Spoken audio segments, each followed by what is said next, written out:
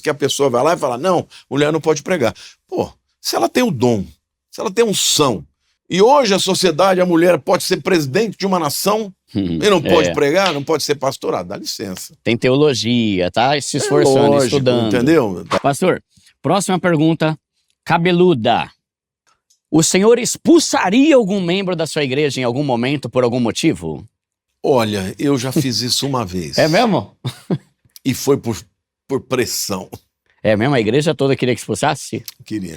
Primeiro, por lei, vocês podem fazer isso? Sim. Uma igreja pode? Pode, porque a pessoa, ela para participar de uma associação religiosa, ela tem que concordar com os termos.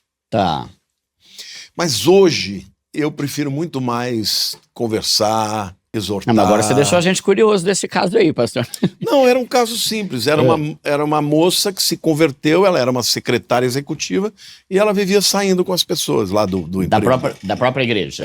Não, da igreja não, os chefes dela. Tá, mas estava em ministério ou não? Não, ela era uma nova convertida. Tá. Uma pessoa ótima, maravilhosa. Aí algumas pessoas, não, tem que expulsar. Porque ela estava saindo toda hora com gente do trabalho. Ela toda hora caía no mesmo pecado. E aí o pessoal começou a ficar com medo que ela começasse... Porque tem uma passagem, não tem? Que fala que um pouco de fermento leveda a massa. Leveda toda a massa e tal. Eu acho que era legalismo mesmo. Eles queriam mesmo chutá-la para fora. Pelo senhor nem expulsaria? Eu achei que a gente não lutou o suficiente. Eu acho que tem um momento que a própria pessoa quer ir embora, se ela não quer se arrepender. Tá. Você não pode deixar como tá, tem que exortar, tem que apontar o pecado. Vai chegar uma hora que a pessoa vai falar, não, aqui não é meu lugar. Tá bom, então você que saiu. E eu fiz a minha parte. Mas quando você manda embora, dificilmente uma pessoa dessa vai voltar. Tá, é uma responsa do caramba, então assim, né? Até hoje eu falo, puxa vida, acho que a gente podia ter tentado mais. Tá, porque uma coisa que eu reparo, né? A gente estava até escalonando aqui, né? Falando de pecados piores ou menos piores, né? Isso daí, para mim, é a maior evidência disso. A igreja é muito hipócrita. A igreja quer expulsar o pecado gay, sexual, né? quer expulsar o gay, mas o adúltero finge que não tem nada. Entendeu? Mas aí o avarento não expulsa, tá lá naquela lista também. Os mentirosos não expulsa. Então aí a igreja se torna o juiz e não a escritura. Eu prego a verdade, eu prego contra o pecado. Agora, se uma pessoa está num pecado assim, é claro, ela não vai ocupar nenhum cargo de liderança. Tá. Mas ela não é impedida de estar lá para ouvir a palavra, porque a minha esperança é que ela se arrependa. É porque tem uma passagem, né, até dentro disso que o senhor está falando, né? Sabe aquela passagem que fala que Deus odeia 6 coisas, mas a 7ª ele abomina? Ele abomina. Que é a pessoa que fica fazendo intriga no meio da igreja. É lançar irmão contra irmão. E isso, às vezes, é 1000 vezes pior do que uma pessoa que engravida antes do casamento. E tem igreja que já é expulsa, né? Não, tem gente que usa da fofoca como modus vivendi. É contumaz. Tá sempre destruindo, tá sempre... E uma pessoa dessa é bem tratada muitas vezes. E tá em cargo de liderança, às vezes. Em cargo de liderança. Mas tem alguma situação, então... Porque a sua prioridade vai ser sempre conversar para tentar botar a pessoa, né, em ordem com a palavra. Mas se a pessoa fala, não. Aí chega uma hora que você fala, filho, então... Porque tem uma passagem que dá a entender isso, não dá? Sim. No livro de Coríntios você fala, você... leva... Não, próprio Jesus também. Você vai, exorta, depois você leva mais um, depois você leva para a igreja e depois a pessoa vai embora, né? O que eu penso é o seguinte, a gente pode seguir esse processo e até o ponto de deixar para a pessoa, olha, se você realmente quer continuar assim, você está no lugar errado. Mas não expor publicamente. Existem coisas, Edu, que o contexto da época era diferente de agora. Ah, pastor, então quer dizer que está mudando a Bíblia? Não, vou te explicar. Vou dar um exemplo aqui, né? Hoje em dia tem muita gente que não aceita a pastora mulher. Naquele tempo, as mulheres não tinham nem acesso à educação. Então, como que uma mulher podia exercer um cargo de liderança se ela não conseguia nem ler a Bíblia? Nem a Torá e nem depois a Bíblia. Mas eu pergunto para você, Deus fez o homem para uma mulher ou para poligamia, para várias mulheres? Para uma. E por que a igreja não, durante o período dos reis, Deus não mandou Davi ter uma mulher só? Uhum. Por que não mandou Salomão ter uma mulher só? O propósito original é criar Eva para Adão. Porque a revelação é progressiva. Você quer ver um outro caso? Deus fez o homem para ser livre ou para ser escravo? Livre. Então por que Paulo não prega contra a escravidão? Por que quando ele escreve para Filemão, ele não manda libertar o escravo? Não, ele trata bem ele. Porque ele é uma bênção para mim. Porque eles não entravam em questões que eram circunstanciais e da época, da mentalidade da época, para poder pregar o evangelho. Mas é óbvio que eles sabiam a verdade. Paulo fala sobre liberdade. Como é que o cara pode ser plenamente livre se ele é um escravo, não tem direito a ter propriedade, não tem direito a ir e vir, não pode nem escolher se ele vai casar, se ele vai mudar de cidade. É óbvio que eles sabiam, mas eles não entravam nessa questão para que eles pudessem pregar o evangelho. A questão da mulher é idêntica. A mulher, por que eu digo isso? Porque se Deus dá o dom espiritual, faria sentido ele proibir o ministério?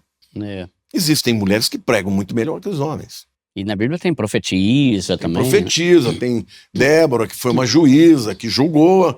Então, assim, o que eu vejo é que existem pessoas que querem usar literalmente tudo que tinha a ver com o contexto da época. É que nem a mulher, né? Ser desonroso a mulher ter cabelo curto. Aí tem gente que fala que a mulher não pode cortar curto. E por quê? Porque quem cortava cabelo naquela época eram as prostitutas. Tá. Porque se elas fossem pegas em adultério, elas eram apedrejadas. Então elas cortavam o cabelo curtinho. Tá. E durante a noite elas saíam vestidas, escondidas, para ter as relações e não serem pegas. Se tivesse o cabelão lá, era mulher. Tá. Então, assim, você tem que entender o contexto. A mulher, ela não tinha na sociedade valor. Portanto, uma mulher não podia ensinar um homem. Isso era uma questão da época. Segundo, não tinha acesso à educação. Então não podia estudar a Torá, estudar a lei, e depois estudar a palavra. Agora, quando Paulo fala que a mulher fique calada e pergunte em casa, que não fale na igreja, a igreja era dividida, homem de um lado, mulher do outro, tá o pastor pregando lá, ela não entendeu, falou, bem, o que ele tá falando aí? Atrapalhava a liturgia do culto. Então tem uma série de coisas que a pessoa vai lá e fala, não, mulher não pode pregar. Pô, se ela tem o dom, se ela tem unção, e hoje a sociedade, a mulher pode ser presidente de uma nação e não pode pregar, não pode ser pastorado, dá licença. Tem teologia, tá? Se esforçando, lógico, estudando. Entendeu? Tá. Eu vejo o Billy Graham. O Billy Graham tinha uma filha que era uma baita pregadora. Ele escolheu o filho. O ministério dele acabou. Hoje o filho é ótimo, maravilhoso, mas faz um outro ministério, porque pregador ele não é. Mas e uma mulher, aqui seria um outro cenário. Mulher pastora, beleza. Mulher ser a líder final de um ministério. Você acha que é ok? Ou você acha que de alguma forma, pensando talvez na hierarquia bíblica, negócio de família e tal, que é o marido, Deus... Eu preferia que ela tivesse um cabeça homem. Tá. Tipo, ela é uma pastora, mas não é a que manda, tipo, não é a CEO da... Ela vai exercer o dom, o ministério dela, mas ela... Porque também na prática, mulheres que estão à frente, a igreja tem poucos homens. Ah, tá. É uma tendência. Tá. Eu vejo isso até também como uma questão cultural, entendeu? Agora, essa é uma questão, na minha opinião, fundamental. Por quê? Porque a Bíblia diz que Deus fez do homem cabeça. E a comparação do homem com a mulher é a igreja e o homem é Cristo é a metáfora do homem. Então, eu acho que em qualquer que seja o lugar, o ideal é que um homem seja o líder, o cabeça. Vocês têm pastora, Nayá? Nós temos. Legal. Muitas pastoras. Boa. Fala, galera! Passando aqui para te lembrar que a Binance é a maior e melhor corretora de criptomoedas do mundo. São centenas de criptomoedas lá.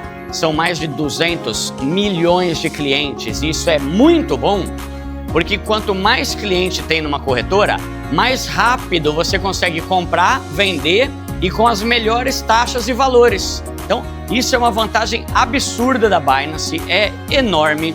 eles também têm um fundo lá de emergência de 5 bilhões de reais, caso algum dia eles tenham algum problema, algum ataque, né? Coisa que já aconteceu em outras corretoras, só que nas outras corretoras os caras falaram, sinto muito, já era. A Binance tem 5 bilhões no fundo de emergência lá, caso isso aconteça, para que os clientes não sejam lesados. Então, é o melhor lugar. E lembrando que lá você tem total liberdade para mandar suas criptos para quem você quiser e para onde você quiser, inclusive para sua própria carteira de criptomoedas. Então, se você ainda não tem conta lá, abre pelo nosso link, é de graça e você ainda vai ter 10% de desconto nas taxas pelo resto da vida. Tamo junto!